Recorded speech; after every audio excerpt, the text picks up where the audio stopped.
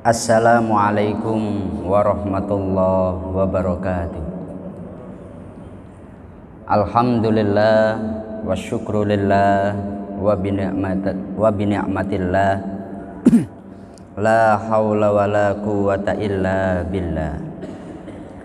Rabbi shrah li sadri wa yassir li amri wahlul 'uqdatam min lisani yafqahu qawli. Kepada yang kami muliakan segenap jamaah Masjid Agung Batam yang dirahmati Allah Subhanahu wa ta'ala, seperti biasa setelah melaksanakan sholat duhur, sejenak marilah kita mengikuti kajian tafsir Asy-Syafi'i. Selama kurang lebih 7 menit ke depan, marilah kita bersama-sama niat thalabul ilmi dan juga niat iktikaf di masjid kita ini, agar duduk kita bersama oleh Allah dicatat sebagai ibadah. Adapun pembahasan kita kali ini pada surat An-Nur ayat 63. Allah berfirman, Bismillahirrahmanirrahim. La taj'alu du'a ar-rasuli bainakum ka du'ai ba'dikum ba'da. Qad ya'lamullahu alladhina yatasallaluna minkum liwadha. Falyahdharil ladhina yukhalifuna an amrihi an tusibahum fitnatun aw yusibahum adzabun alim. Yang artinya, janganlah kalian jadikan panggilan Rasul di antara kalian seperti panggilan sebagian kalian kepada sebagian yang lain. Sesungguhnya Allah telah mengetahui orang-orang yang berangsur-angsur pergi di antara kalian dengan berlindung kepada kawannya. Maka hendaklah orang-orang yang menyalahi perintahnya takut akan mendapat cobaan atau ditimpa azab yang pedih. Di dalam kitab Al-Um, Imam Asy-Syafi'i beliau mengatakan, dari ayat ini, la taj'alu du'a ar-rasuli bainakum ka du'ai ba'dikum ba'da. Janganlah kalian jadikan panggilan Rasul di antara kalian seperti panggilan sebagian kalian kepada sebagian yang lain. Allah telah menganugerahkan berbagai hal yang Dia maksudkan untuk memberikan keringanan kepada makhluknya, agar mereka semakin dekat kepadanya dan semakin mulia. Ayat yang kita bahas ini merupakan ayat larangan Allah kepada kita. Jangan kita menganggap sama panggilan kita kepada Rasul. Jangan menjadikan panggilan Rasul itu sama halnya ketika kita manggil orang, kita manggil Nabi kemudian sama. Enggak boleh seperti itu. Tapi untuk panggilan kepada Rasulullah harus ada sebuah pujian kemuliaan atau mengagungkan. Makanya berdasarkan ayat ini, ulama-ulama kita banyak yang menganjurkan, bahkan mengatakan sunnah, kalau menyebut nama Muhammad hendaknya didahului dengan kata Sayyidina. Jangan langsung Muhammad tapi memakai kata Sayyidina. Karena kalau langsung memakai nama Muhammad berarti sama seperti memanggil pada orang biasa. Contohnya, ketika saya memanggil seseorang wahai Joko umpamanya, dan wahai Muhammad, ini sama berarti. Padahal ayat ini la taj'alu du'a ar-rasuli bainakum ka du'ai ba'dikum ba'da.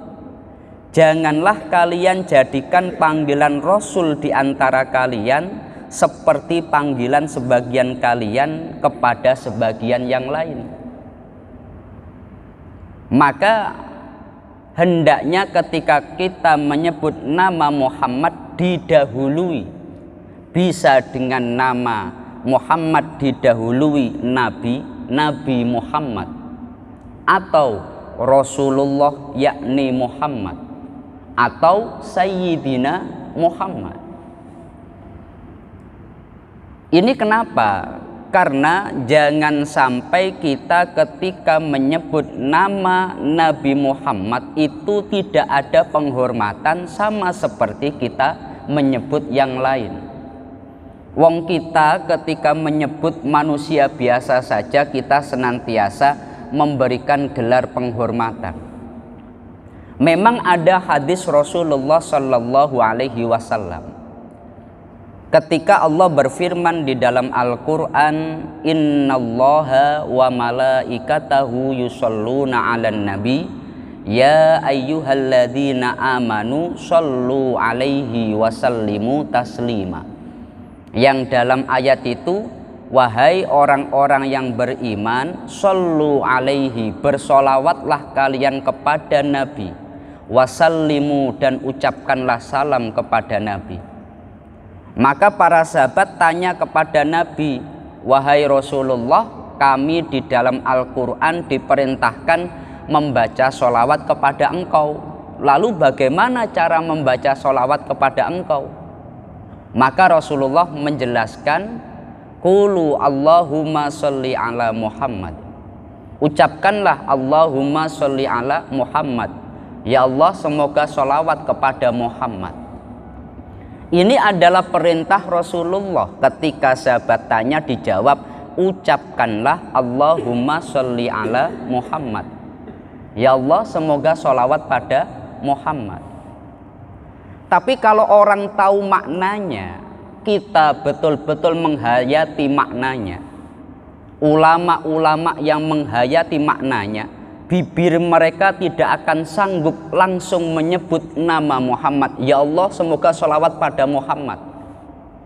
Maka ulama-ulama kita pasti menambahkan ala sayyidina, pada junjungan kami yakni Muhammad.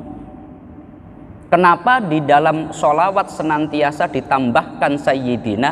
Agar tidak langsung menyebut nama Muhammad tanpa memberikan sebuah sanjungan. Lalu apakah ini sebuah kesalahan? Ini penting untuk dikaji.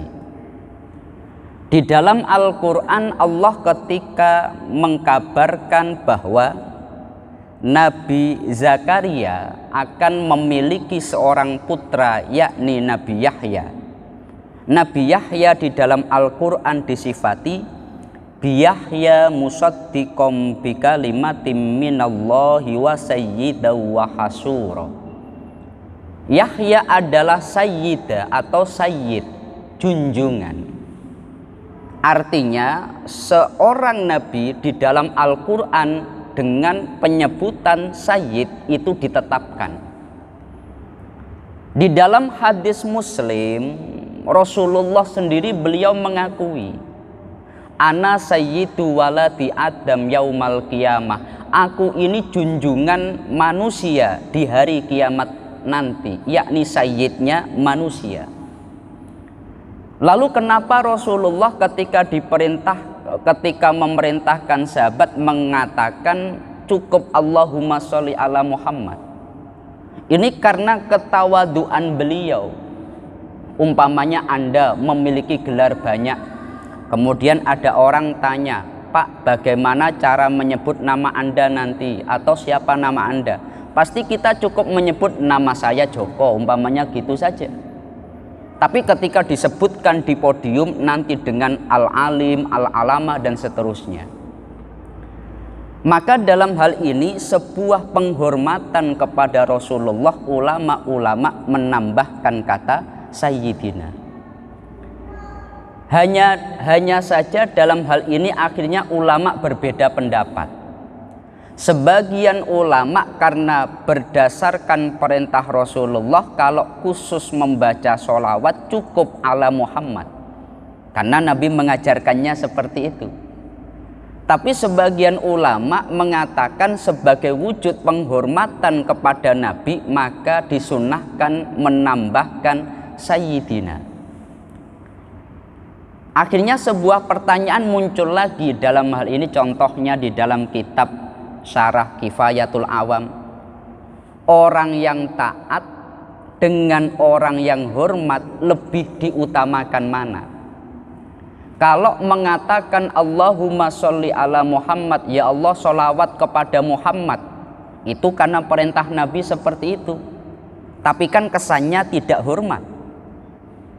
Kalau Allahumma sholli ala Sayyidina Muhammad, ya Allah semoga sholawat kepada junjungan kami yakni Nabi Muhammad, itu sebuah penghormatan tapi kesannya tidak taat. Dari dua hal ini, antara taat dan hormat lebih didahulukan mana? Dalam beberapa referensi disebutkan al-hurmat muqaddamun ala ta'at, menghormati lebih didahulukan daripada ketaatan. Orang yang hormat kepada Nabi bukan berarti dia tidak taat, tapi karena saking taatnya sampai beliau hormat. Satu contoh umpamanya, orang tua kita, ibu kita menyuruh, nak tolong pukuli kepala saya. Anda sebagai anak kalau memukul kepala orang tua berarti taat. Kalau kita menolak, wah saya nggak ingin memukuli kepala orang tua, kok nggak ada adab. Kalau kita menolak berarti kita hormat. Antara hormat dan taat lebih didahulukan mana? Maka dalam hal ini kaedahnya al-hurmah muqaddamun ala ta'at. Oleh sebab itu kalau di dalam kitab-kitab hadis, banyak ulama-ulama hadis, contohnya bahkan dalam Sahih Bukhari sendiri, di dalam kitab-kitab hadis yang lain, mereka kalau membaca sholawat ya Allahumma sholli ala Sayyidina Muhammad. Tapi kalau meriwayatkan hadis, karena ini memang tidak boleh ditambah ya Allahumma sholli ala Muhammad. Kenapa?